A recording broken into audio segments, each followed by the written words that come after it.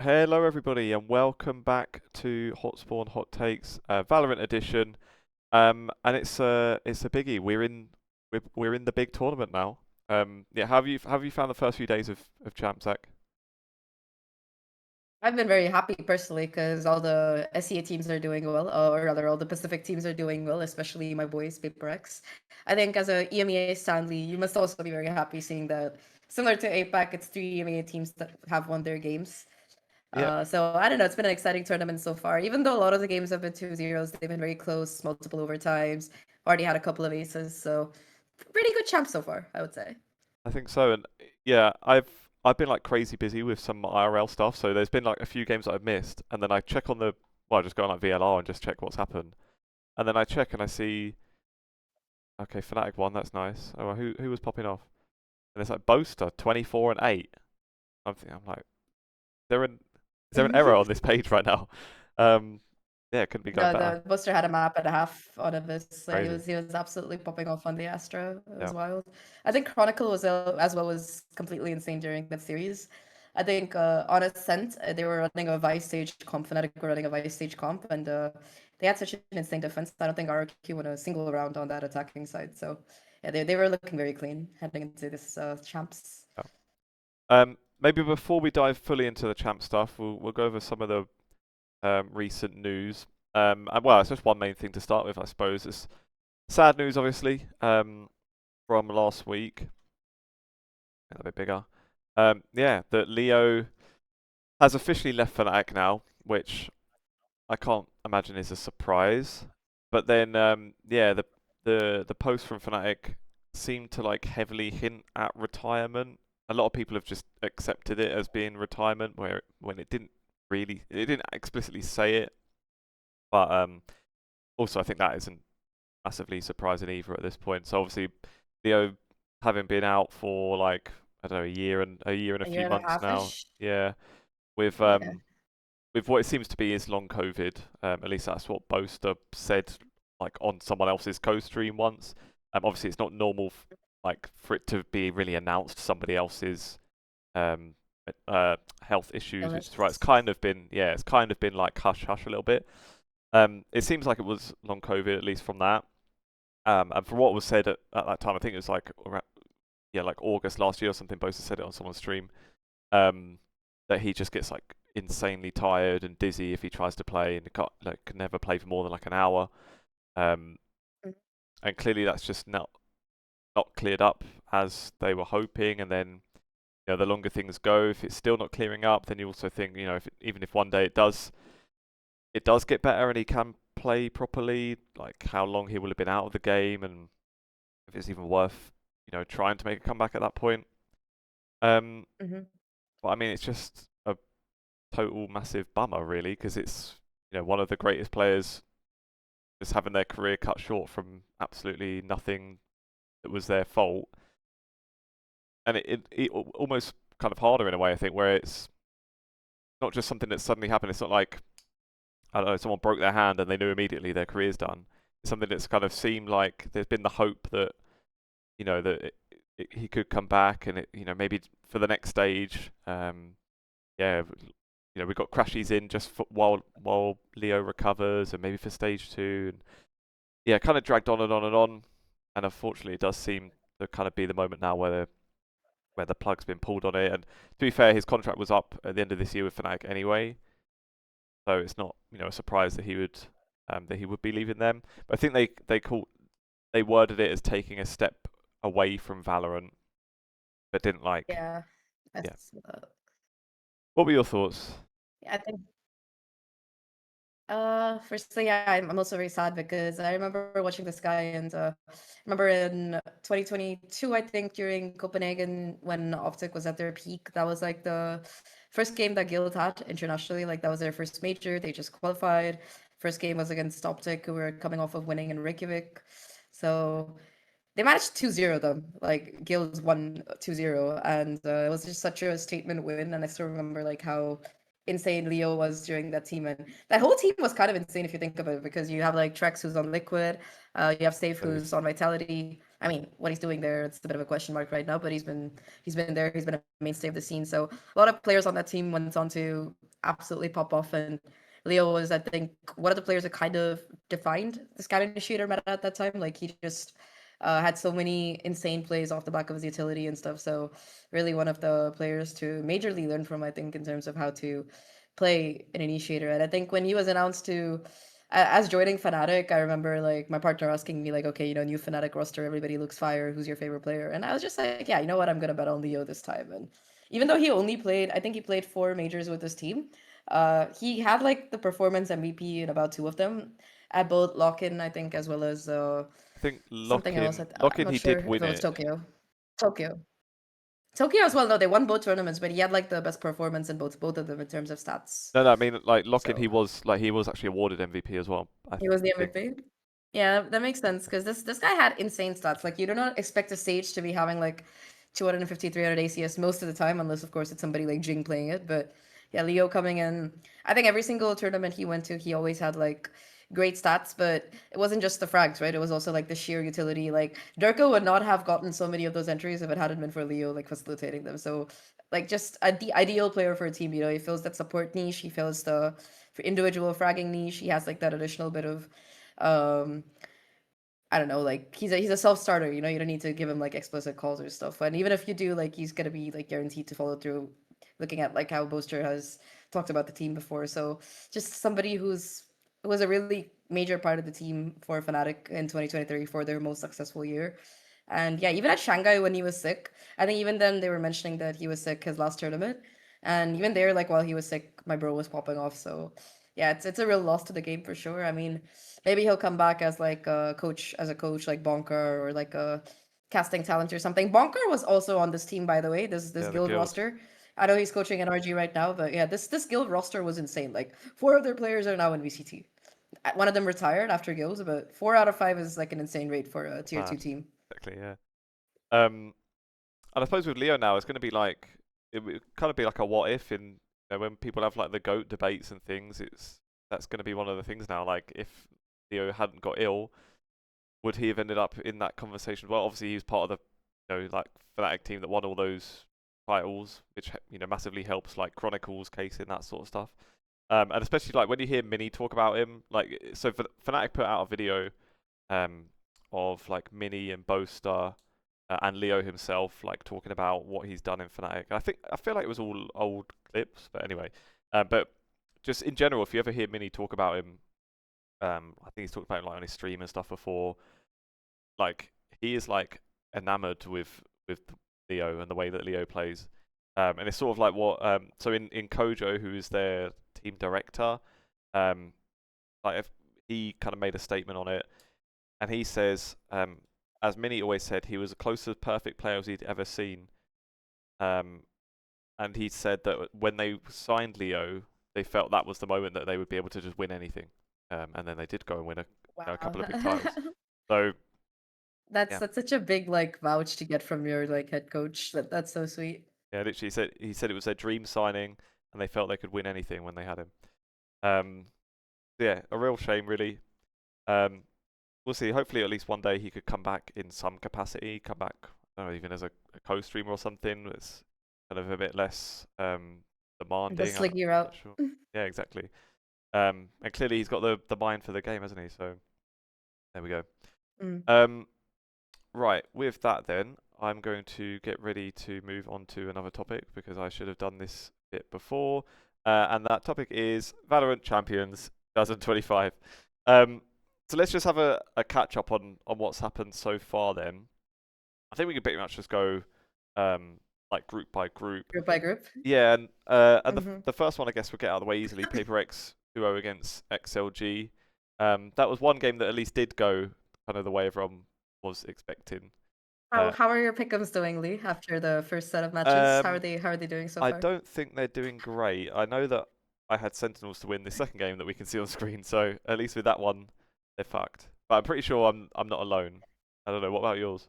Yeah, no, I also bet on Sentinels. I had a feeling GX could do it, like could pull off an upset because they looked really strong during stage 2, and Sentinels looked a bit more meh, to be honest. Yeah. To But be yeah, fair, GX looked really in form, I think. I don't think that would have been a game Sorry, go that ahead. even people that picked Sentinels.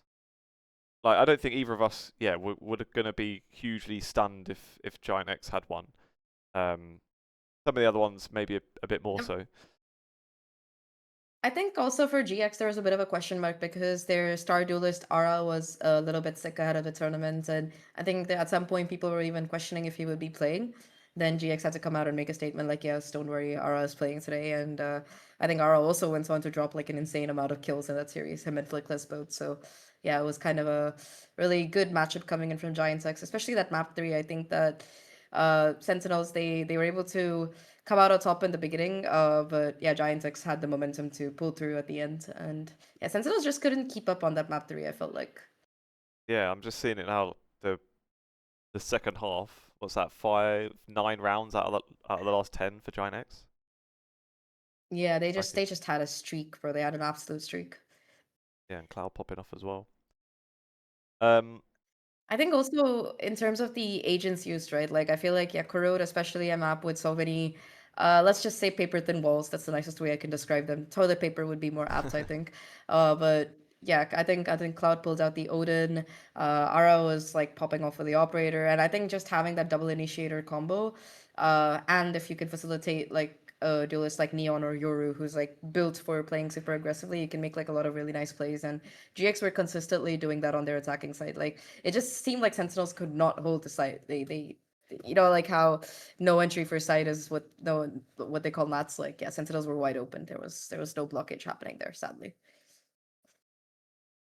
um, I think I was watching a video from Sliggy like right before we started recording really, um, talking Mm. about where well talking about a few of the different upsets, and he mentioned on this game that when Sentinels was 6-0 up, it's basically the timeout that GX did where they were kind of told like just play normally, like don't get baited in by the way that Sentinels are like trying to get you to play basically, um, and just do our normal own thing, and then and then it kind of literally after that it just completely switched. Because I think what it was like, Mhm. yeah, just GX were kind of as soon as Sentinels were getting on a site, GX would just kind of completely give up whatever their game plan was, throw all their utility on the site, and just like hope that they can get it back. Um, and yeah, after that they kind of stopped taking the bait and it just completely turned around. Um, what about Paper X then? Who was popping off there? Ah, something looks like he was popping off. That's not a surprise, is it? Something was popping off. I think Forsaken also had like a hell of a map, one of the maps. But yeah, Paper X, just this classic doing Paper X things. Like I think both Something and Jing looked like they were on fire. Both of them were like raised maps, so Jing is like extremely dependable, multiple first kills and everything. That said, I was like surprised, like pleasantly surprised by how XLG performed because especially on that map number one, which if I remember correctly was Bind. So Yeah. that was a map that was chosen by XLG. Paper X had like a perfect win record, so initially I was like, that's a pretty stupid choice. You don't want to go play the team that just won Toronto on their map where they have like a perfect record in stage two. But they actually were able to kind of hold their own. Like first half ended, it was 6-6, and even the map was pretty slow. It was like 13-10 or 13-9 or something like that. Yeah, So it 39. was a pretty close map heading in. I think like towards the end, Paper X had the momentum. Like the last three rounds, they won. I think both Something and Jing had like some crazy multi frags. They also were using ultimates very nicely. Like this feels like you know how like when you're distilling something or purifying something, you're left like with the final form, right? I feel like this is the final form of Paper X because they still have like all of the aggression and you know the kind of fun things that make them Paper X, and they're still willing to try new comps and stuff, but they're also like more disciplined than before and more like in cohesion than before. So this is kind of like their final version, like the I don't know, like the Mega Dinosaur, like I don't know, the T-Rex from Jurassic Park or something. Yeah. They're definitely here to play. They're not messing around. Three of them had like 250 plus ACS. It was wild. So they are going to win champs then. I would hope so. I bet on them to win champs. So, well, not actual money. I didn't make any actual bets, but you know, I did. I staked that they would be winning it in my pick'em. So, you know, Yeah. I think you're not I alone. think they have the best chance in terms of performance for sure. Like, and having watched all the games, they had one of the most dominant games to start off with, especially since they were the first game opening. And usually you might have like a couple of nerfs and stuff, Yeah, but yeah, they just stomped through. yeah, and that's a good point actually. It does kind of like set the tone when you come out and just do that immediately first match. It's like, yep, we're here, everybody. We're the big dogs. Um, who's winning the next ones then? Paper X, Giant X. Well, that's obviously Paper X, isn't it?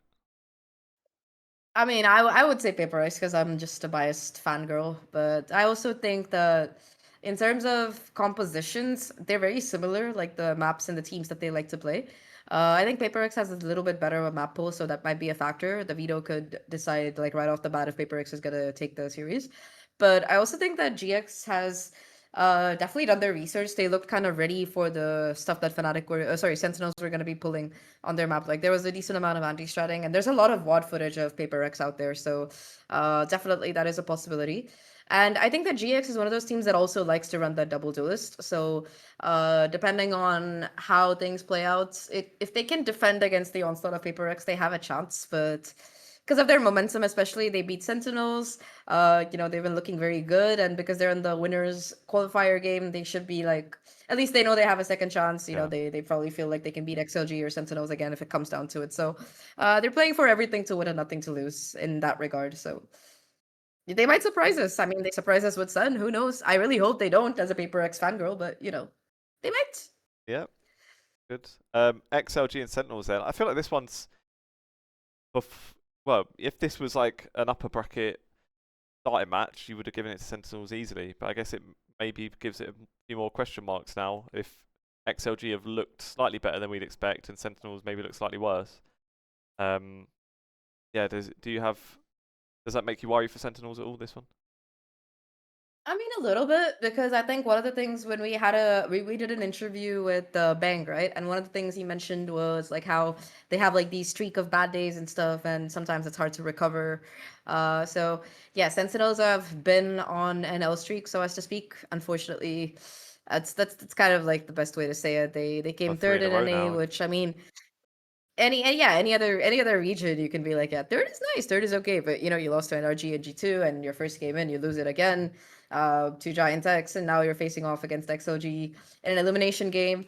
And the thing is, Sentinels, yes, they gotta win to stay in the tournament, but for XOG it's more than just this tournament, right? They kind of have to win this game because if DRG win their game and XOG don't, that means that XOG is heading back to Ascension. They get out of VCT. So yeah, every single game they can win keeps them like closer to staying in the VCT. It's between them and DRG. So yeah, I think that they have a lot more to play for. And I think one more thing that is interesting about these Chinese teams, like I know we haven't talked about the other groups yet, but all the Chinese teams went 0-2. Like they lost 2-0.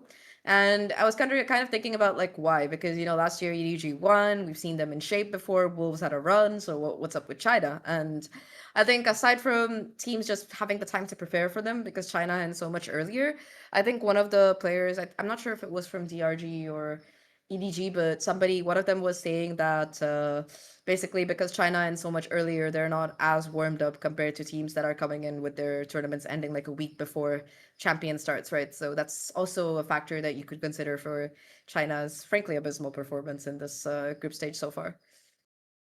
I suppose it's possible, but then we'll get them sat down in front of Fnatic players, see if they agree after their 1 week of prep before Toronto, when everyone else had 2 and 3 weeks. The Totally the other side opposite. is always greener, Of course, people might be like, yeah, you have more time to prep, and they're like, yeah, but you have more time to stay warm. Our hands are cold, dude. We get in and we haven't played a game in ages. Scrims I only go can so far, kind of get so it because that it's was that was the thing from Toronto as well, that the playing teams were doing stronger because they were warmed up. at But then I Toronto, mean, yeah. at least that's well, yeah. I suppose I kind of get it. Like it, and it probably depends on the person. Like maybe from a coach's perspective or an IGL, you'd want the extra time to prep, but maybe also just as like a regular player on the team, you'd want to be playing more and keep the momentum going. So I can understand it. I don't think it's Mhm. totally without merit. But yeah, let's talk about one of those other Chinese teams that got 2-0 then. And this got to be the most surprising one, hasn't it? MIBR 2-0, MIBR who have been shit for the last like 3 months, and yeah, obviously we talked about the debacle of them actually getting into champs, but that whole thing kind of meant that there was really no expectations for them to really do anything here. Um, Yet here we are. They've 2-0'd BLG, and Aspas is being Aspas again. Still back, yeah. I think that was a very interesting game, but also like shout out to MIBR here because I think Aspas mentioned in one of the press conferences that his team actually came here much earlier or a lot earlier than most of their teams from the Americas and everywhere else. Like they had a boot camp in Europe for a week or two before Champions even started, so they had time to acclimatize. And I saw a couple of videos where Aspas was playing scrims with Jing, so maybe the Paper X blessing is rubbing off a little bit. That's just my personal bias, but you never know, right?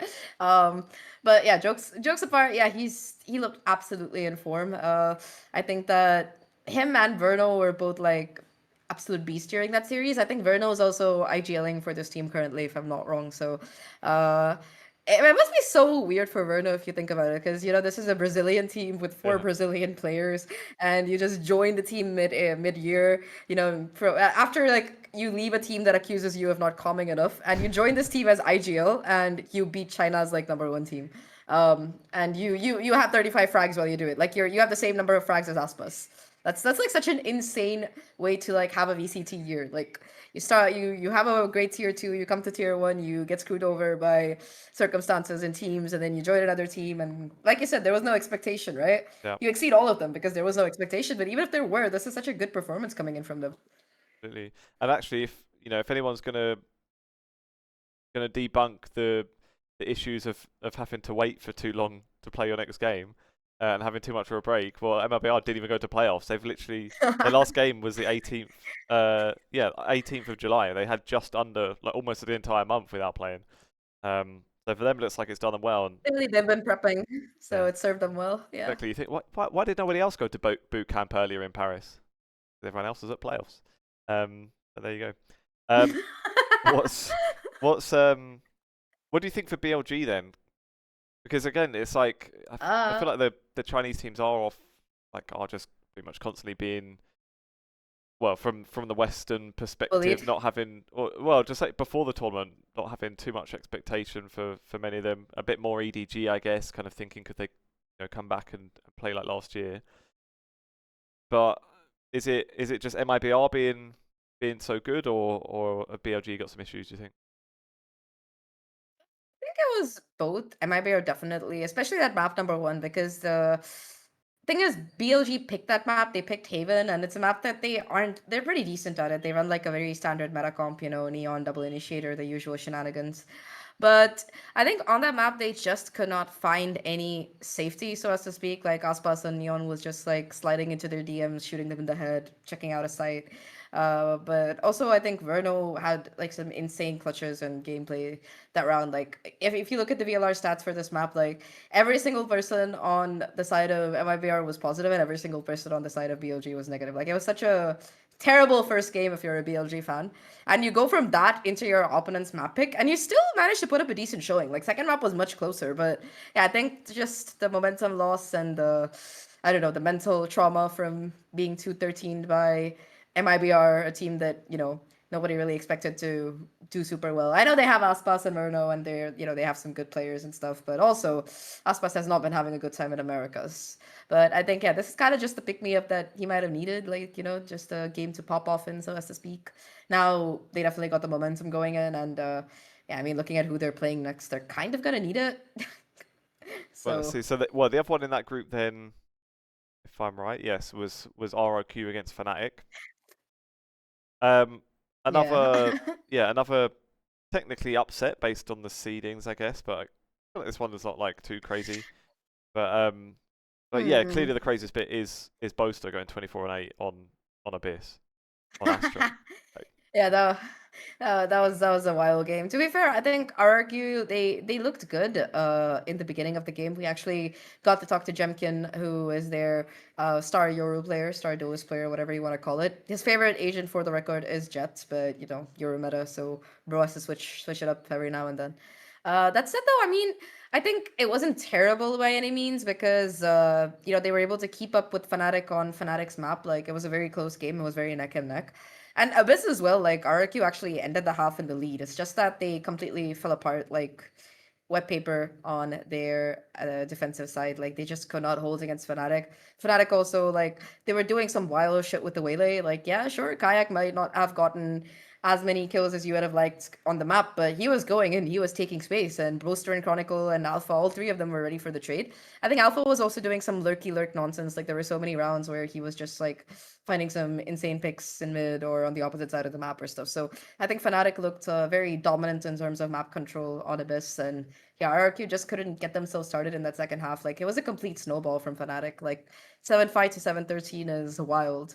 Yep. Yeah, so a bit of a heartbreak for RRQ, but that's it. I mean, both Fnatic and RRQ, I think, placed. They didn't make it to the finals, right? So Yeah. even in terms of seeding, RRQ might be a little bit It's like a higher, second versus third or but neither something, isn't it? team. Yeah. Yeah, they didn't win a trophy, right? So like both teams are kind of on the same level, at least according to me, in terms of performance. Like, Yeah. yeah, RRQ made the grand final, but Fnatic came like fourth or whatever. So, who cares? Sure. And is it again like I'm thinking back to Toronto, and at that point, Jemkin, like when they won stage one, Jemkin was the new star on RRQ, and then they got to Toronto, and he wasn't particularly amazing. This time, obviously, they didn't win stage two, but it felt like Xfero is the new star this time. And again, in their opening map, just looking at his numbers at least, aren't like crazy, especially on the Abyss. Look like a bit of a struggle. Do they need just one of these guys on one yet as well? Like one of the ones that are supposed to just come out and frag like mad. They just need one of them to turn up and do that, don't they? I, Yeah, I think they needed a bit more of a pop off, like especially since Monye was playing Omen, right? That's kind of your secondary duelist. Yes, you also need to stay alive because you're a controller, but if you look at how like the best teams kind of use the Omen, you always have the Omen doing some kind of messed up TP play that often works out. You can get yourself in a lot of elevated angles. You can get yourself like a decent amount of space, and overall, especially if you're combining it with like a KO, like they were doing on Abyss and stuff. So there's a lot of utility that you have with your duelist comps. So I think that perhaps it was a little bit underutilized. At least in terms of frags, it just felt like Fnatic were shooting better, especially both Chronicle and Boaster. Like I know we were talking about Boaster being a hero, but because it's usually he's more on the bottom of the scoreboard, IGL duties and playing like agents that don't exactly get you on the scoreboard. But I tell you, the series Chronicle was absolutely on fire. Like trade after trade, kill after kill. When he was on defense, like he was just impossible to get through. Like he had like hard anchor setups going on, and especially when you consider the comp that Fnatic was running, right? It's a bit of a different comp on a sense. Of course, you have the meta Killjoy Sova, KO slash Breach comp. You have like the newer comps that are coming up. With the Vice or Cypher. I think Cypher Lock was a thing at the beginning, but I think it's the first time that you're seeing like the Sage Vice comp come out, and that double wall setup is so brutal. It just winds down seconds on the clock, and it makes it so difficult for RRQ to like really get into sight as well. I think Fnatic were also better at adapting in that second half on a sense because I think they were fighting for the sites in the beginning very aggressively, but then they switched to going more for like a retake setup, and I think that their retakes in particular were like very well called. So yeah, Bolster not only a fragger this time, but up to his usual. Or is it the other way around? He wasn't only like making great calls; Yeah. he was also fragging out this time. Yes. So That's the one. Well, that sets them up then. Well, that sets Fnatic up against MIBR in the upper bracket. Who's making it through as the first qualified there? It's got to be Fnatic, hasn't it? Or maybe not. I don't know. Actually, if you think Aspas is back in his usual form, then I guess it's difficult. I don't I know. think I mean, Aspas is one guy, and I mean, Kayak is also a very good duelist. Like, sure, Aspas True. is more experienced and might be the better individual player, but I think as a team, Fnatic just have more things in their favor in terms of experience, in terms of team synergy, in terms of momentum. So, yeah, I mean, of course, Aspas could be the hero. I remember Loud beating Fnatic a couple times, so uh, it could cause some PTSD for Fnatic if they're not careful. And Aspas has been a very capable player in terms of being able to change the game by himself. I still remember like I think won the tournament that Optic won. They were playing against Loud in the final, and the way they won that last map was literally finding out where Aspas was and like, yeah, let's go to the opposite side, guys. We don't want to peek this man, and it worked. They won. That's how they won. So I think he could definitely be a factor. I think what I'm really excited to see in this series would kind of be like how Crashies and Vernal face off against each other as the initiator players, as like, two players from NA who have both been on NRG. There's like a lot of history there, I suppose. So I think it's gonna be fun in terms of that. But I would still have to bet on Fnatic here. I think that they are a more consistent team, and I personally like them more. Like, no shade to MIBR, I like them fine, but no, You hate Fnatic are just MIBR? funnier. So no, I like MIBR. I just like Fnatic more. I love MIBR. I have nothing against MIBR. Actually, I do. They won that game against. They won that game against 100 Thieves, which qualified EG to the playoffs, and EG won Worlds that year after beating PaperX. So, if they hadn't won that game, PaperX would have had like a clean run. Oh So, goodness. I'm betting on Fnatic because of that. I have a 2023 PTSD. Yeah, and they would have had that clean run, and then they would have won champs, and then the roster would have broken up after that.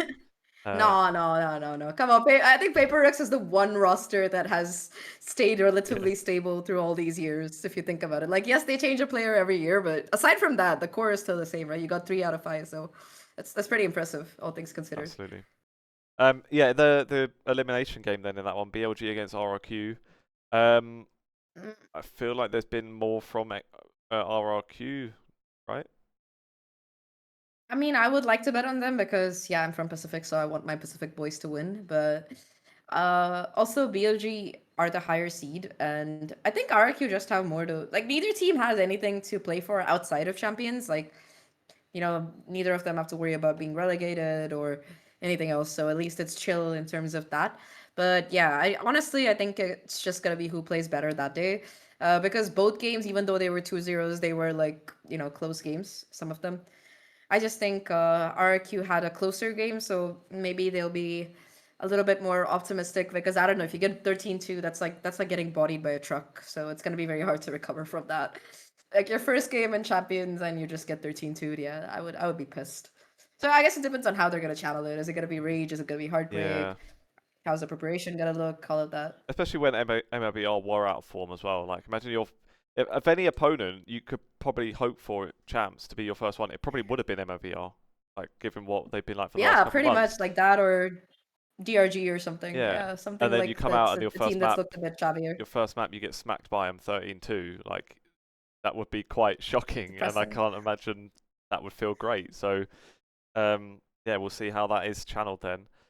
Going down to Group C, Team Liquid, 2-0'd by DRX. So another See, first that seed was an upset. losing.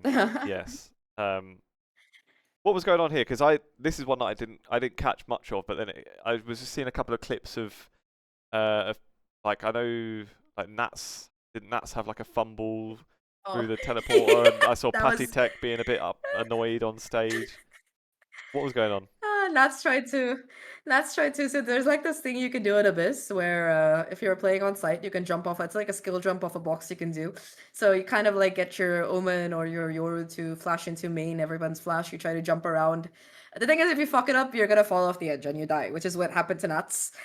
He wasn't able to make the jump correctly, so that was a bit sad. But I think the Abyss pick in particular, I think even though both teams had like very similar team comps, I think DRX were better prepared and they were more in line with the meta. So I think this is a very controversial. I don't even know if it's a very controversial take, but it's a take that I have and I haven't heard many people say it. I think that you remember how in 2022 when Champions was happening and there was like a very broken chamber meta, and everybody was using chamber and stuff.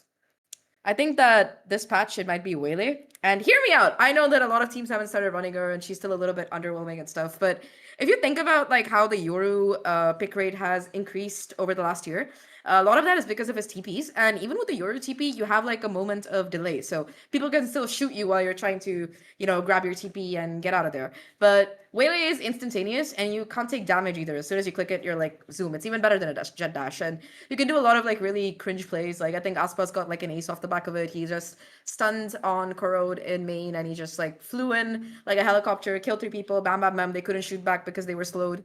And then he just like CP's back and then he goes back and kills the other 2 people and gets an ace. So, and I think this was a major factor in why DRX did so well because DRX were running not just the Yoru, but also the Waylay. And that just means there's so much of a strong attacking side that you have.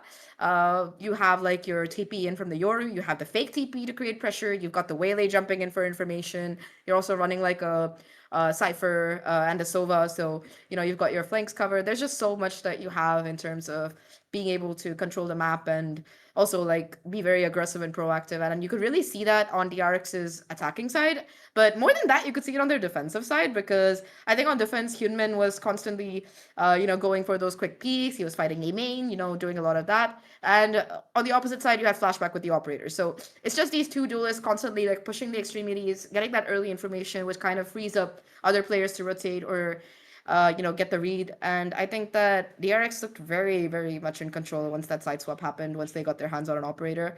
I think it was similar case on Bind as well. Like both defensive sides, they were rocking the Waylay Yoru comp, and it was just so difficult for Team Liquid to deal with because I don't know, maybe this is also a controversial take, but EMEA teams play much slower than Pacific teams. Pacific teams, they've got like something up there, like up like pushing them. They just have no chill, especially when you see how many of these teams run these double duelist comps. And I really like the Waylay Euro combination. I feel like it could be the equivalent of Broken Chamber from 2022. I just feel like teams are still figuring out how to use her. Yeah. And I think the teams that are gonna figure out how to use her the best are gonna be the ones winning champs.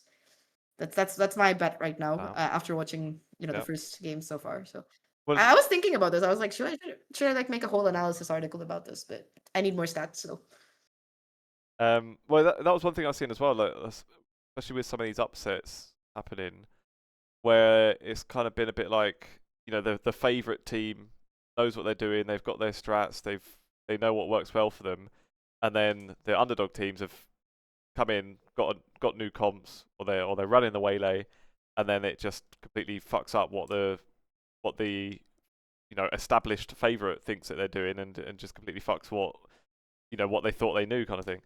So it's interesting that's happened kind of like throughout the tournament as well. But I think the thing with Nats' fuck up, I don't think it was even on the Abyss. The one that I saw was on Bind, where he like stepped through the teleporter by accident. that one. Oh yeah. yeah. This is the one that I've seen trending on social media has been the one where he jumped off the map by accident on Abyss. So the teleporter one was also screwed up, but yeah, the Abyss one was fire because you just have like you have the players from the other team turning in slow motion. Like DRX is like, yo, what? I heard something fall, and you just see the kill feed, and Nats is like gone. So it was really funny to watch in real time. Yeah. So not Poor the best day at Nats. the office for Team Liquid then. Team Liquid. Yeah, and a good start for DRX. And what was the other one? NRG in that group. Yeah, NRG 2-0 against EDG. I suppose there's maybe for one of the upsets, could this one have been slightly less surprising? Like NRG felt like, oh well, that's gonna make me like sound like I'm rewriting history, because my take on the NRG was that they'd come in and probably just lump and not do anything at champs.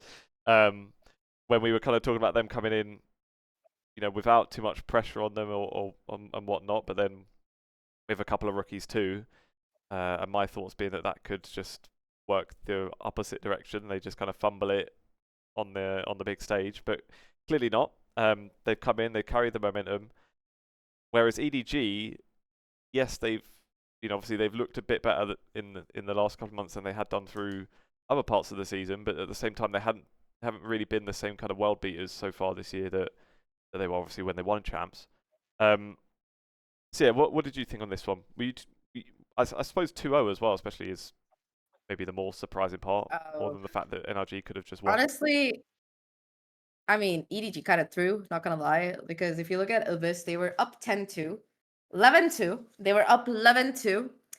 And this was one of the most egregious comebacks I've seen. I have no idea what they were cooking, but yeah, NRG just like swooped in, they came back, they pushed it to overtime. Like they had to win, it was like still 12-7, and they had to push it to OT, and they won 17-15. So yeah, both games were OT, like, or close to OT. I think it was 13-11 the second map. So yeah, NRG were like, EDG weren't awful. They could have 2-0 because this was, I think, the closest series I think the only thing that was closer than this was a T1 game, but I'm getting ahead of myself. But yeah, this was pretty damn close, and I think yeah, after that first map, EDG just kind of seemed to lose their mental a little bit, I would say. I think that also NRG had some insane individual performances. Like on map one, I think Mara was Yeah, being a hero 31 multiple rounds on the kills. Euro. Yeah. And map two as well, I think both Scuba, especially in that defensive side where NRG started off, Scuba was being like a menace on that B side. Brock was also being a pain with the Odin, so they had a lot of like individual heroics to kind of step it up in both of these maps. I think EDG kind of were missing that. Kong tried, I'll give him that. I think especially on map number two, he was trying so hard, but just a question of like the individual versus the team once again, and I think overall NRG as a team played better than what EDG did. So it was a bit rough. Also, maybe another coincidence, but these guys were also running like Euro and Waylay. Not together, but yeah, they were running Euro and Waylay. So uh, fun Yeah. facts. So if we look at the bracket there, then got DRX, NRG in the winners, and then it's so crazy. Team Liquid, EDG in the elimination already. So nuts. First elimination game. That's what's wild, yeah. I mean, it's also like kind of messed up because this is the same storyline that happened at Bangkok. It was Team Liquid versus EDG, in the elimination game. So it was really sad. I think back then TL won as well. So this is just like history 2.0. Let's see if TL can do it once again. But I think I'm more excited about the winners game here because uh, DRX and Energy both have like very opposite play styles. Like Energy, I feel like is a more in your face kind of team, and DRX, I mean, they have players who do that, but they're overall still like the same vision strikers DRX in some ways, like in terms of like their protocols and stuff. They're like a very methodical team, and it's one of my favorite things about DRX. So I think it will be kind of interesting to see these two teams clash off and differences in play styles. If you got an EMEA coach coaching at an A team, and you've got the Koreans on the other side. So yeah, very very nice spicy international clash, which Yeah, I would be excited to see. cool. Who's winning it though?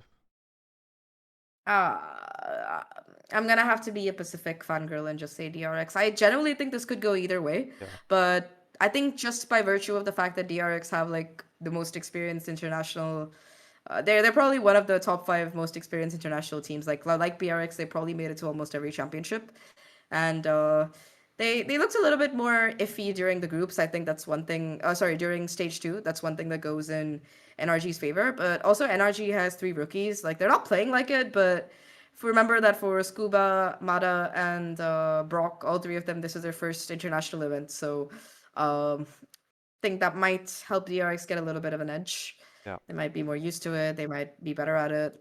But yeah, I think you never know. Like I feel like NRG definitely have that momentum in them. They've had like what a pretty clean streak, like aside from their loss to G2 during stage two. So they were looking pretty good. And even against G2, a couple of those maps were close. So it yeah, was a 3-0, but I mean, it could have been a worse yeah. 3-0. Not There were yeah, some not a teams that got horrendous bodied. 3-0. So Exactly. yeah, it could have been worse.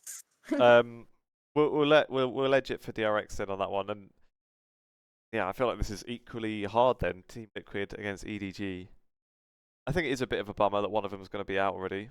And like as the EMEA representative, obviously I'd like to see Team Liquid go far. But then for like the tournament overall, I think if EDG come in as the holders, trying to retain the title, and then they just go out immediately, like that's quite underwhelming and a bit shit as well. I think for the sake of the Ouch. tournament, maybe it's better if EDG goes through, just so we can keep that storyline going. But I don't know, it's annoying. I really like Team Liquid. I don't know who you is. Do I'll you have be anyone that you edge it I'll towards? I'll be happy whoever wins. I like both teams. I like Team Liquid Yeah. a little bit more because of Potty Tech. I find it very wholesome. So I don't know if you play as a substitute for a team for a whole year, like you deserve to have a good time in VCT. That's just my take on it. So, but like you said, it would be kind of sad if EDG bombs out. But I mean, that's just one more year where the champions winners, look terrible the next year. So.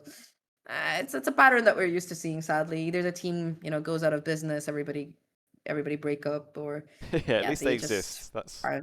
that's good. At least they exist. Yeah, they're and EAG is also one of those teams that's managed to stay stable. Right, they've only replaced one player since last year, so that can be good. That can be bad, but I really don't mind whoever wins this because I like Nats. I also like Kong Kong, so it's fine. Yeah. Fair enough. The last group then. Team Heretics 2-0 in. Well, I'm just got confused because I can't see my tabs. Yeah, Team Heretics 2-0 in G2. Um, Oh. that's quite a statement. I feel like because yeah, Team Heretics also haven't been that amazing recently. They kind of they did scrape through with the championship points, like thanks to Liquid getting to the Winning, final. yeah. Yeah. So and that was Patty Tech's gift to them. Um, so yeah, there wasn't. I feel like Team Heretics was kind of a team that didn't have too much expectation, maybe from the outsiders. I'm sure for themselves, like the fact that they were in the champs final last year and then they've broken their finals curse this year, like they would absolutely be thinking they can come here and actually win it this time. I'm sure. Um, Mm. yeah, against G2, like that's apart from PRX, that's probably the toughest matchup you could have started with, and they've TO'd them. 2-0'd them. I think that for G2, like they suffer from their own success in some ways. They dominate Americas, but it's Americas, bro. Come on, like the rest of the other regions have something to showcase as well, and I Listen, think that's yeah, kind and of like the we biggest thought it was problem for G2, you know? we thought it was a two-team region, and that was kind of like the knock on G2. And then now in stage two, it was literally a one-team region. Even Sentinels Not even wasn't really it's there. not So even a that one team region. Like everybody lost, yeah, except for NRG. NRG wasn't even the team that we were talking about. That's the funniest part. We were saying Sentinels and G2, two-team region, yeah, and both the two teams get like bullied. So yeah, it was kind of sad. I mean, to be fair, like in defense of G2, they did play well. Like both games were close. There wasn't like any 13-2, 13-5 shenanigans going on like with Paper X or MIBR here. It was a very decent 13-10 double map scoreline. And I think that both games were very like uh advantageous for G2 as well. Like they got that early lead and stuff, but I think Heretics just had like the better mental and better defensive side prep because both maps, I think Heretics, they started on attack. They were like, okay, let's get this out of the way. We'll probably do better on defense, and they did do very well on defense, especially considering that on one of their maps they were running a chamber, and it wasn't crap.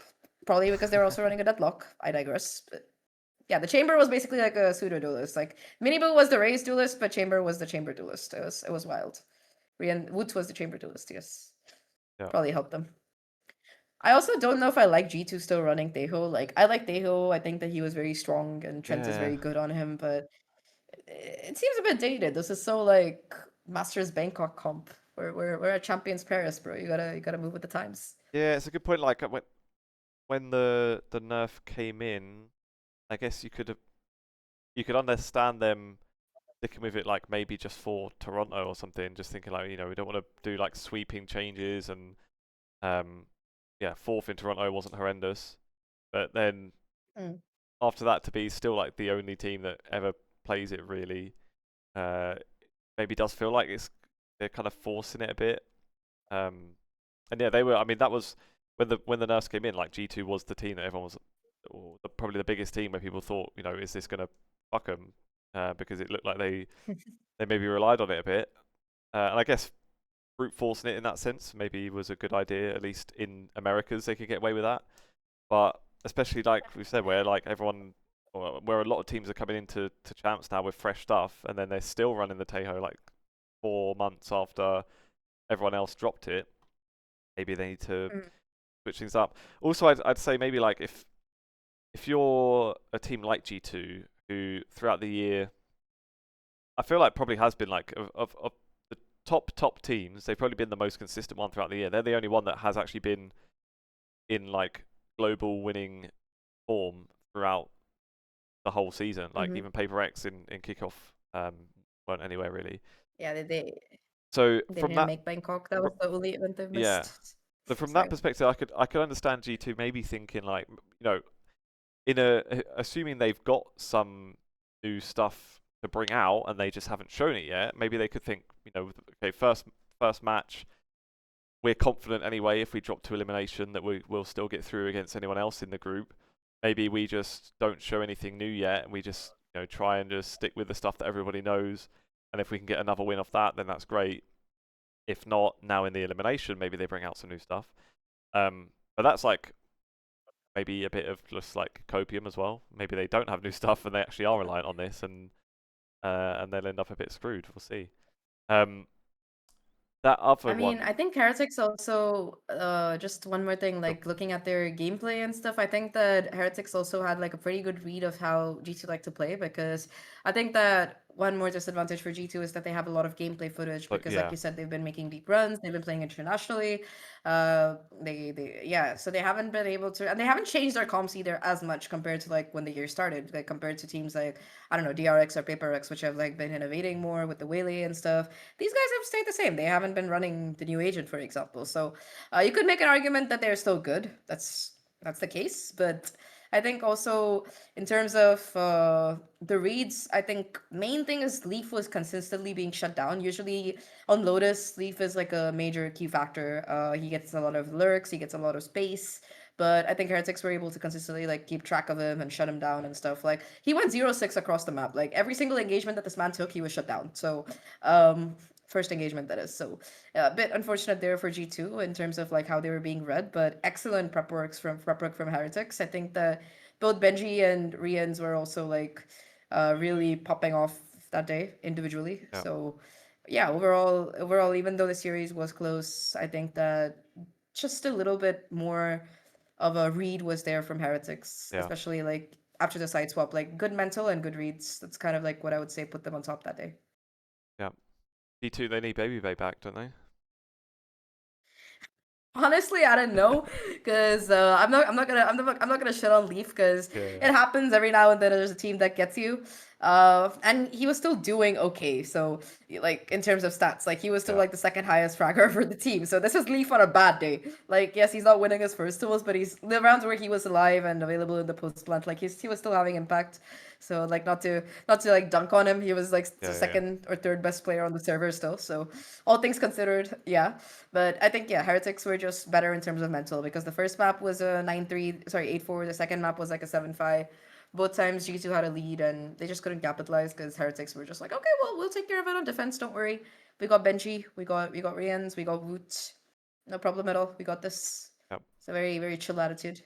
It was interesting as well. I think it came from the pre-event press conference, maybe. I can't remember exactly where I saw it. That G2 had been expecting that Leaf was not going to make it to champs as well. Obviously until he popped up again in playoffs. So that's really nice. The fact that Mhm. that didn't have to be impacted too.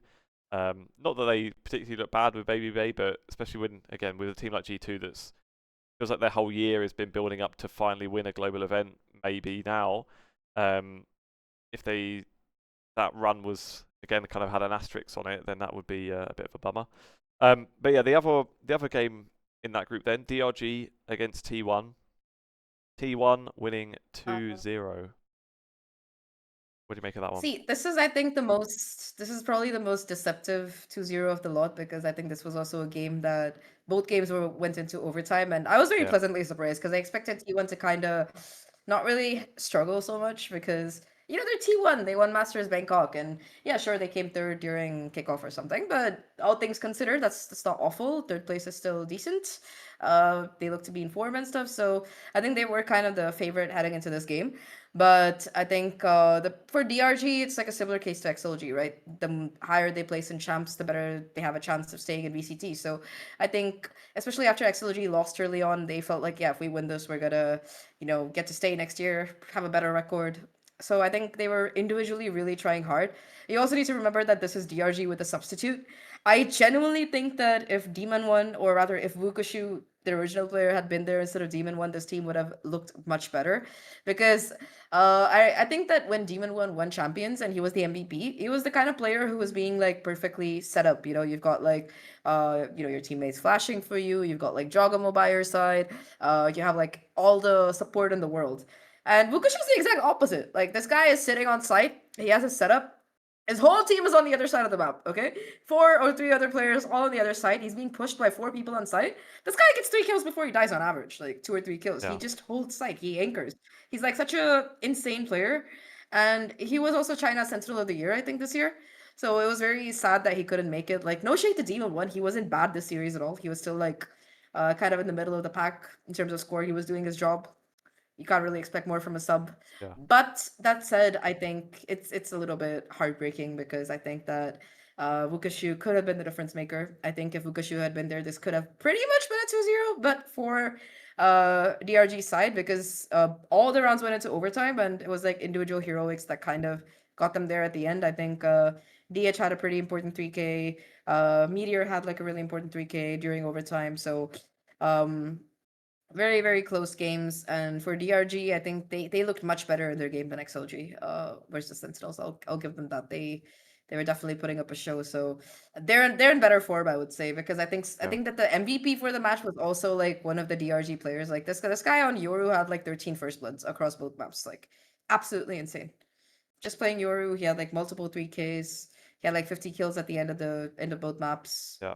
So it's a bit sad that all of that was for nothing, but Yeah. DRG definitely have like a hero ready to step up. Sure. And I think it's confirmed now, right, that Vukashu's not going to make champs at He's all. not making it. Yeah, it's just Demon One. Which I Um, mean, okay, cool. I'm kind of sad though because everyone's like, yeah, Demon One saving DRG. Like, excuse me, have you seen Wukashu play?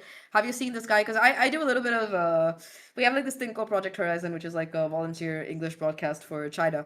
So I've costed some of this guy's games, and it is insane what this guy can do with one rifle. Like, it's just sad that he couldn't make it because I think with him DRG would have definitely looked a little bit better. They already look really good, so I think that of all the four Chinese teams, DRG has been the most impressive to me so yeah. far in terms of like how they played. Not just because they were close in terms of like OT and stuff, but just in terms of their gameplay, they look like the ones most in sync with the meta, the ones who have prepared the most, so as to speak.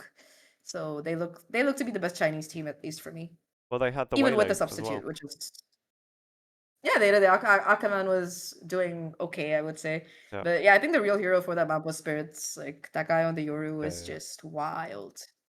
Wild. So who have they got then? Well, they've got G2 then to to stay That in. is so sad.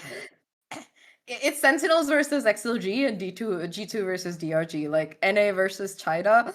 And whoever wins their game, if both of them lose, I think that because DRG won more recently, they get to stay. But if one of them wins and one of them loses, whoever wins gets to stay. So extreme pressure for both of them in that Yeah. regard. You really want to win this game. Like you don't really care about champions at this point. You care about your VCT slot next year. I wonder So I think that's a what the tiebreaker sort of stuff is in that, because if both of them get eliminated now, does it? yeah. I think it's DRG because they were the most recent Ascension winners. Oh, Or really? XLG. Whoever won the most recent Ascension gets to stay. I Ah, think. okay.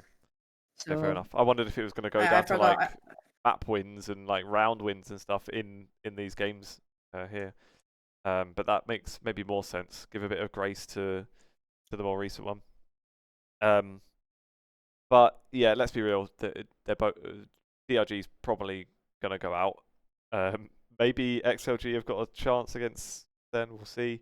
But yeah, in the upper bracket, Heretics T1, which is an that interesting one one. now. Yeah. I honestly don't know because I think they both look really good. And I think that it's gonna be a pretty interesting map in terms of like how these teams like to play. Because Heretics, I think that Heretics look to be very informed. Looking at their first series, they look like really well prepared and stuff. I think that they got a lot of prep, and I think in particular you've got like Rians and Benji both like popping off. That's always a good sign for the team. So that said, I think that overall, from for T1, I think individually, like each of them look a little bit stronger because I think that both Boo and Mini Boo were, in terms of frags at least, they weren't as high as let's say like Stacks or DH who also play like those kind of supporting roles. Or Buzz versus Mini Boo. I think Buzz wins out like the duelist comparison in terms of stats, at least head to head. Buzz looks to be a stronger one. So it's just a question of I think who is gonna be playing better on that particular day. Um, T1 looked incredible in their series in terms of mental because you get like you at like 17-15, if you're gonna be winning a map 17-15, you need to really have like the fortitude to keep playing that much. So I think I feel like we're gonna get a couple of OTs this series. I might be calling it a little bit ahead of myself, but I feel like this is a series that definitely has the potential to go for OTs. It looks kind of messy. I feel like you're exactly right in that regard, to be fair. I'll give it Heretics from EU bias. There we have it. Oh, have I lost you?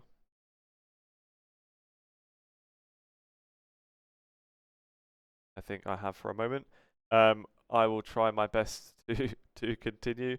And while I do so, I'm going to also do some production things in the background while I talk for a few seconds and get ready for the next topic. Once Zach does arrive, but I guess I can preface it while she's not here as well, which is that we've got the kind of announcement, confirmation, whatever you like, that 100 Thieves is kind of looking for a complete rebuild, it seems. So basically what's happened now is that more or less every 100 Thieves member is coming out with their looking for team posts. And to be fair, not all of them are completely like guaranteed. They're not exactly saying that I am leaving 100 Thieves, I need a team. They're kind of hedging a little bit. So we can open one up here. We've got Asuna saying, although I'm still contracted to 100 Thieves and hope to maintain my position on the team, I'm open to exploring options for 2026. And then pretty much every other player came out with something very similar after that. So we had, just kind of one after another, more or less, coming out saying similar stuff. Have we got you back, Zach? Sorry, my internet cut off. I'm It's here for my okay. mobile data. We're I don't know where I cut off, so. no, never mind. We were just I think we just wrapped up the last bit of champs. Really, I'm just explaining the 100 Thieves situation. So that's perfect for you to come back just as I was getting done giving the initial Yes. basis as well. Basically, just that kind of one by one, Mhm. every player now has come out saying they're looking for team, but also that it doesn't sound 100% nailed on, like Asuna saying that he hopes to maintain the spot on the team as well. So it doesn't seem, I guess maybe that it's just going to be a case of them being open to a complete rebuild, or just doing trials and kind of seeing what they can make of all of it. What are your thoughts seeing that coming out? I think that pretty much like it's a good chance for 100 Thieves to rebuild because they look pretty shit. There's too many times they get close and they don't make it, so it's a bit of an L. I think that there's also going to be a lot of really good players in tier 2 because I think that NA has one of the most robust tier 2 teams. If there's like a good time for a rebuild, it's probably now with everybody's contracts expiring and stuff. That said, I think you still want to keep, probably don't want to kick everybody. Like, get rid of Boostio, get rid of, like, I don't know, Xander or people who have been on the team who haven't like been able to perform at the caliber that you want consistently. I also think that you might want to keep players like Asuna or Cryo because I think that if we looked at like when we interviewed 100 Thieves and stuff, a lot of them said like these two were kind of like not just the duelist or the fragger players, but they're also kind of the people who've been on that team for a while, who kind of like embody the ideals, who are like really good teammates, who are very helpful. So you might want to keep like one of them there. I think Asuna would probably be like the player you'd want to keep the most because I think he's been there for 5 years now, and he's been like incredible in terms of whatever that he plays. Like seeing Asuna play Sky is very depressing, but at least he gets to play. So I think personally it might be better for Arsenal to find another team because, I think he's generally one of those players you can build a team around. He's talented, he's experienced, he's got like a good attitude, everything you kind of want in a team. I don't know if he's IGL'd yet, but he definitely has experience like calling a little bit in terms of like helping his teammates. So I think he's a player that you would want to keep if you're 100 Thieves. But for him, I think there's also going to be a couple of slots opening up in uh, the BCT shuffle, as always, with the offseason happening. So I think that it might be worth it for him to look for other opportunities and stuff. Yeah. But I think for 100 Thieves, making like a restart, like a new roster, completely makes sense because they've been awful. Please, guys, do something apart from just throw. They've thrown so many times, like so many times they'll be like, yeah, we just need one game. We just need one game. We just need to win one game to make it to playoffs, to make it to champions, to make it to masters, and they throw that game. It's sad. They're the reason that Paper X came second at they're the reason Paper X came second at Champions 2023. If they didn't throw against an assistant coach with 3 people getting knifed in an overtime round, it would be Paper X winning. You I don't always know if you find a can way tell, I to have like link a little bit of a whatever happened. pet peeve. I'm just mad at these guys. Like, how do you lose that? I don't know if you've seen that around, Lee. I'll send you a clip of it, but it's wild. Okay, 100 Thieves are about to push it to overtime. These guys have no money. MIBR have no money. And they're basically in a 2v4. All they have to do is defuse the spike, and MIBR are playing with a sub. They have their assistant coach playing. Their assistant coach comes in, classics 2 people, knifes the third guy, and there's no time to defuse the spike. That's how they lost. So yeah, I think after that you probably want to go for a rebuild anyway. And that Something like made that. That's Paper X play worse in the final when they could have just won anyway. no, but that qualified that 100 Thieves lost, and EG made it, and EG played well. And I mean, I do blame Paper X. I think that was a series they should have won with the double map advantage. You have a double map advantage, please, guys. Why are you losing? But anyway, they won Toronto, so all's well that ends well. It took them a year, but they made it, so it's okay. Yep. We're not gonna hold a grudge against them for it. Yeah. But I was really, like I was being a gonna say Paper X clearly fan no is painful. grudges from you.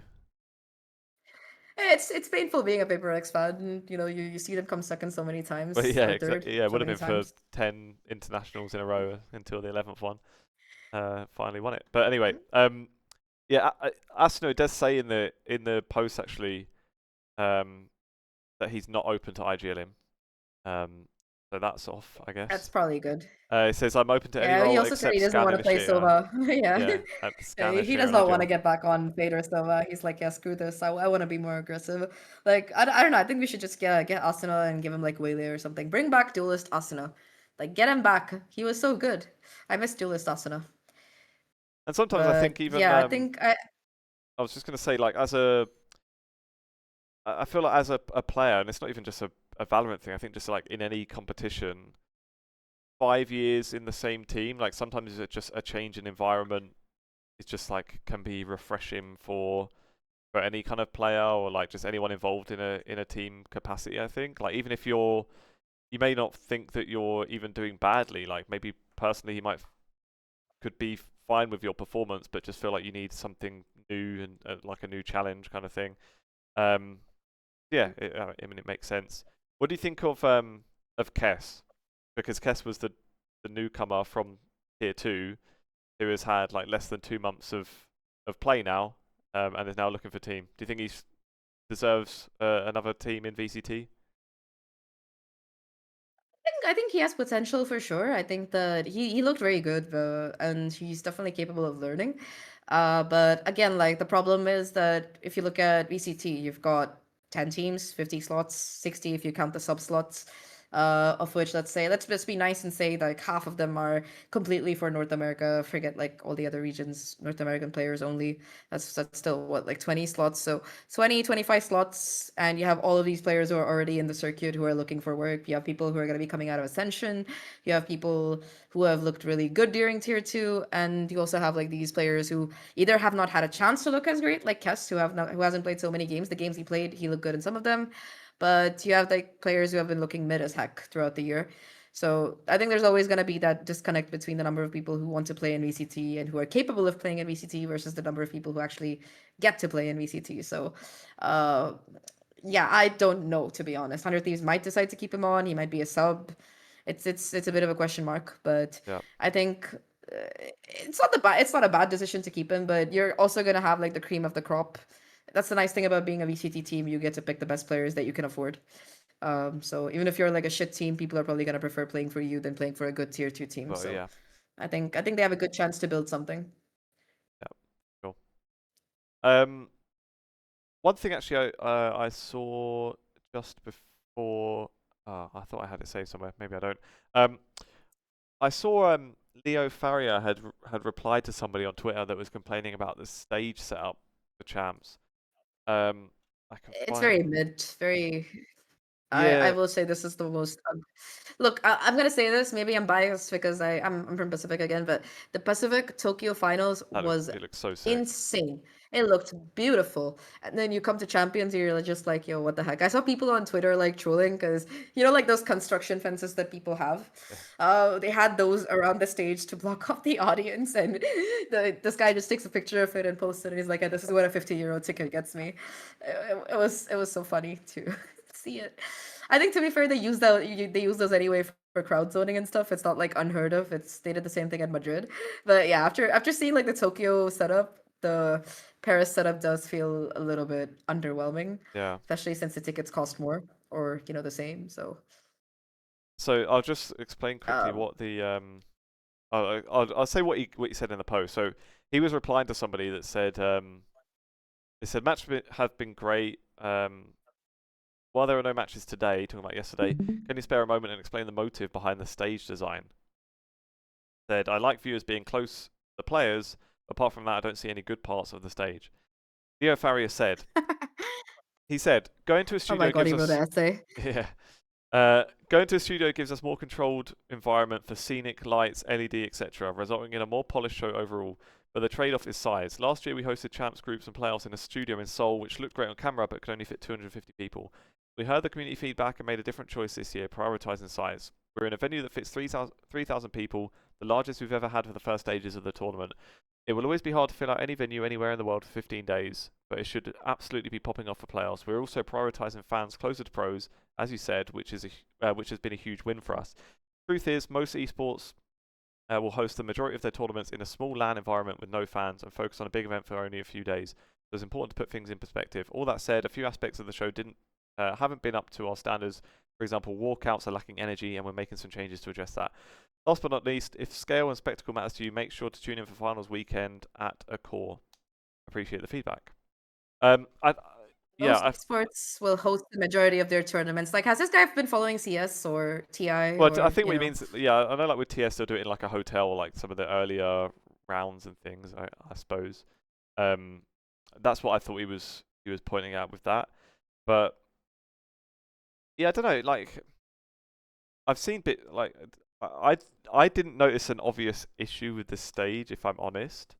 But then yeah, when you I just compare thought it it to looked like ugly. That's about it. when you compare it to the Tokyo finals or even like yeah Toronto, it does look like Even massively Masters different. Bangkok looked like because they Bangkok had the same arena for all the days. They didn't really swap it Yeah. around, and Bangkok was super nice actually.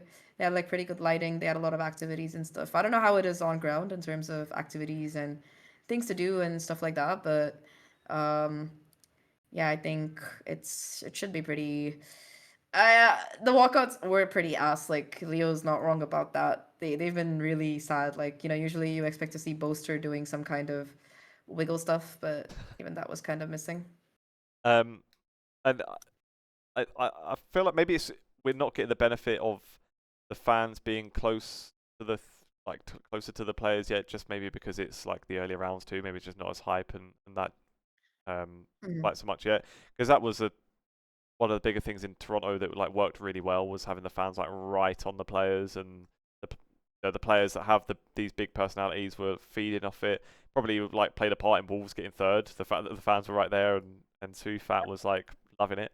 Um, so hopefully that will like Fat was dropping some thirst traps, so like recently, bro absolutely. might not be at Champions, but yeah, he's in the hearts of people.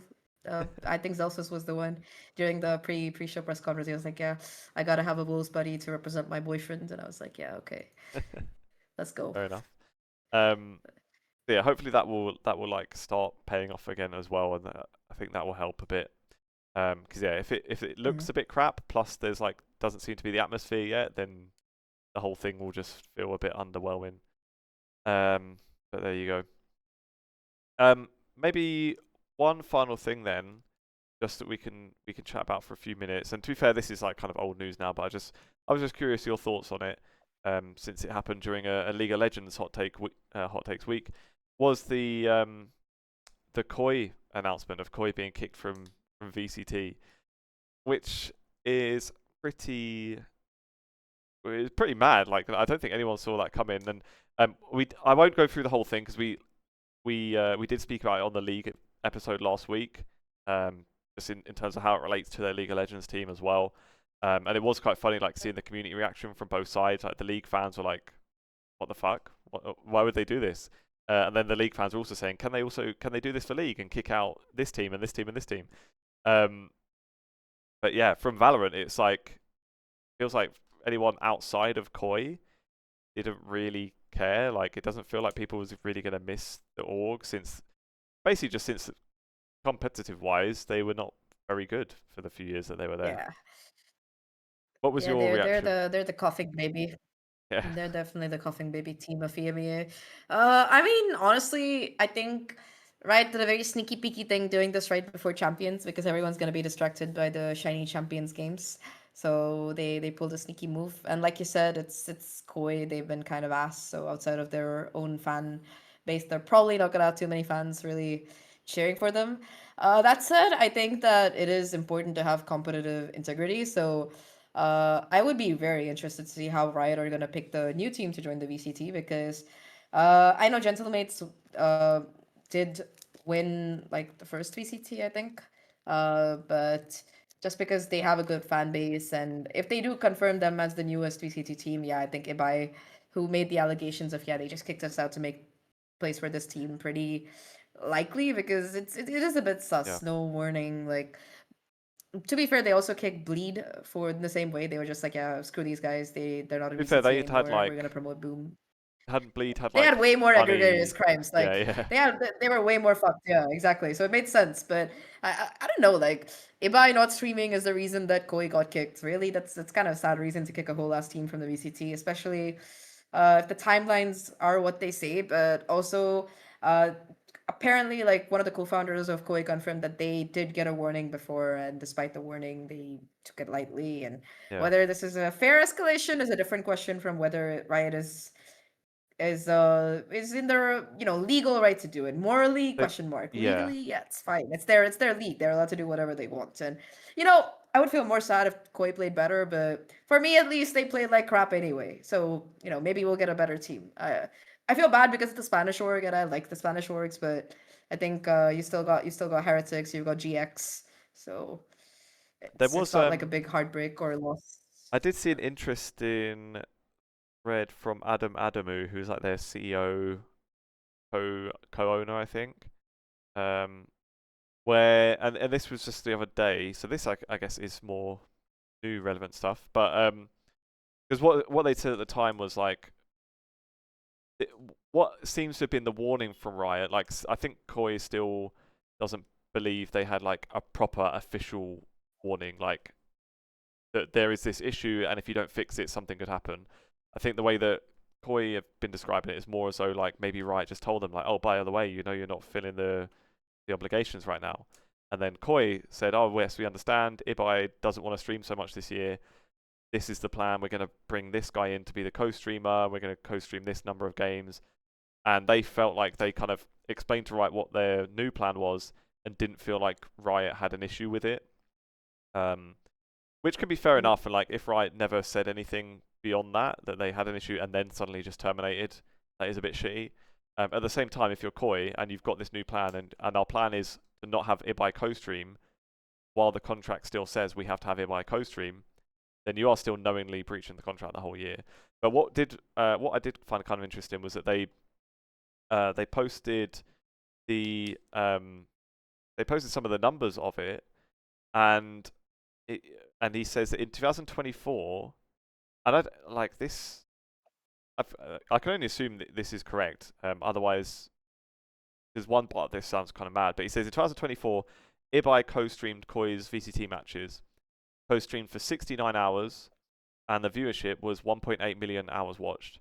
In 2025, Yep. they had these two other co-streamers who, compared to Ibai's 69 hours of co-streaming, these two guys this year apparently streamed 873 hours. That was the part I wasn't sure if could be a typo because that is like a massive difference, but we'll assume he's right. And their hours watched was 4.3 million, which is more than double Wow. the overall hours watched from Ibai. Now, like obviously, I imagine the average viewership from Ibai would have been way higher, because if you just, I'm not doing the maths in my head, but 1.8 million out of 69 hours It's too is much. much higher than 4.3 million out of 870. So they've obviously got way more volume, and overall has got more hours watched from it. So like in from one viewership aspect, the viewership from their co-stream did increase even without it. By again, it's like way more volume, and their average viewership, I'm sure, it has been way lower. But that's just one thing I found kind of interesting, that like it does, from that at least, it looks like they really did try to kind of make this substitution and make it work by also having them co-stream like way more. So I can understand like their frustration. So that was what they said from Riot. Like, I'm sure one of them even said that Riot had like told these co-streamers, "You're doing a good job," and they felt like there was no issue. So kind of the signs do point towards them taking the opportunity they had to end the partnership, so that they probably can bring Gentlemates in, who also have a massive famous co-stream owner, but one that does co-stream every single VCT match. So you also kind of understand it from Riot's perspective. They've got the chance to make their product have more viewership, and it's an easy chance that they've got because of the contract breach, and they're taking it. And from the community, if you apart from Koi fans, nobody seems upset with Riot for doing it, which you know is could be right or wrong, but there you have it. I think we're about done for today. Zach, have you got any other? Was there anything else you've seen over the last few days? I think just the newest patch, because yeah, there's been like the replay system and everything that's coming out. So I Yeah, haven't actually gone into game and tried it out yet, but from what I can see, it's pretty much like just turning on NVIDIA recordings. Like, in fact, NVIDIA recordings might be better because you get to hear your voice, you get to hear your teammates cursing at you, you get to, I don't know, have like a better experience. I relive think trauma. that it really sucks. Yeah, relive trauma pretty much. I think that it kind of sucks in a way because the problem is basically the fact that you can't look at anybody else. You can only look at like certain game modes. So if you're playing customs or scrims, you can't like really do anything with it because it's not going to record. Yep. So I think it's still very much a preliminary tool. It's in the preliminary stage. It's kind of asked for a pro player. I think for casuals, yeah, at least if your computer is too potatoes to run like a proper clipping software, at least you'll have all of those amazing frags that you got. So it's better than nothing, but yeah, I mean, I think after this I'm gonna go write up a guide about it anyway, so I can crib about it in peace. But yeah, it's Yeah, pretty mid because I think I play Fortnite, and there's a lot of nice things and terrible things that I can say about Fortnite. But the best thing I can say about Fortnite is its replay system. It's got like you can like have different cam angles. You can make a whole cinematic yourself because of all the different things you can do with it. yeah, And I'm not saying Valorant should have that much, but come on, what the heck is this? You can't even record customs, bro. Like, what's the point? yeah. I mean, It's I feel like if you've not got it on release, and people are gonna have to wait 5 years for it. And let's be real, like Valorant is the Counter Strike competitor, and Counter Strike has had replays of like all matches, like downloadable replays that you can share with people for 2 decades. So if you're Valorant and the fans have got to wait. Well, again, it's not even just the fans. Like it is something that would benefit like the pro play more than anything.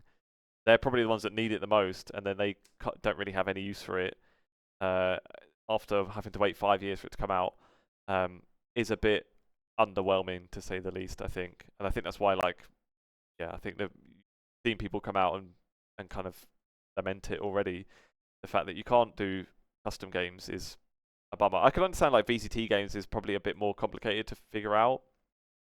Yeah, seeing as they're like on a different server completely, you'd have to find a way to, I don't know, put them on the website or something. You could like, download them and import them. I don't know, but yeah, to be able to be in your client, play a custom game, and it not be able to save still within your client that you've just run the custom game on, it's that does feel quite crap.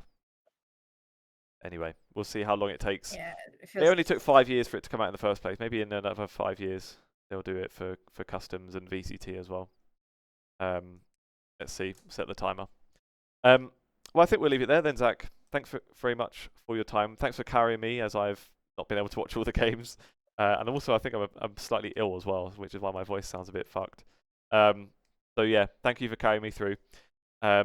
And thank you everybody Thanks for letting me listening. yap about champs and hearing about outlandish opinions Absolutely. and my paper X bias. So Absolutely. Anytime. it's nice to yap. Yep. But you still think paper X is winning Champs League before we sign Yeah. off, Well, or after these results, I who are think the new so. contenders? You think top three? Well, it would have been Paper X, and then the closest behind it would have been G2, which isn't probably the case anymore. So I think it's 100% Paper X is to lose now. I don't even know who you'd put as second and third. I don't know who would round out a top three for you. Maybe G2 would still be in it. I think they still could be, but I think for me, second at this point would probably, maybe it's again my bias, but I think Fnatic look really good. They're very in shape. Chronicle in particular seems really fired up. So I think whenever Chronicle starts having a good time, his enemies have a bad time. Usually I think in terms of consistency, Fnatic have got Alpha always like putting those frags down, Kayak always getting those entries. But I think the real magic happens when their support starts popping off, like Crashies and Boaster and Chronicle. So yeah, they look like they're having a pretty good tournament so far. I know it's only been one game and it could have been an exception, but somehow it doesn't seem to be the case. I have faith in Fnatic anyway. I would be very happy to see them, if not win a trophy, at least to make like that podium once again. But I think another team that I think could be a very surprising dark horse winner could be NRG because uh, NRG or T1, both of them have been looking good. DRX as well. So third place could be anyone, to be honest. I think because a lot of games have been 2-0s. A lot of them have been very dominant showing. So I'm honestly not sure, but I'm gonna go ahead and give it to DRX because I'd like to see DRX do well again Yeah. internationally. It's been a few years, sadly. Well, we'll check in a couple of weeks probably and see how correct or incorrect that is. Yeah. Yeah, let's see. I'm sure Paper X will win it though. Don't worry. I'll I, say I I it. hope they do. It'll be nice to have a champions trophy. I'll say it to not jinx it. Paper X are going to win easily. There's going to be no issues, no stumbling blocks, no slip ups. And that's what Yeah, it's going to be. you're not a Paper X fan, so you can't jinx them. You're not like the hardcore Stan fan, Yeah, yeah. because because one of my friends, she's like a big Sentinel supporter, but she never watches any of their games live because she's like every time I watch it, they lose. So it's quite funny. doing her bit by not They tuning in. and yeah, this time she was watching, and I was like, yeah, that's why she lost. That's why they lost. It's your fault. She was not Selfish. happy about that.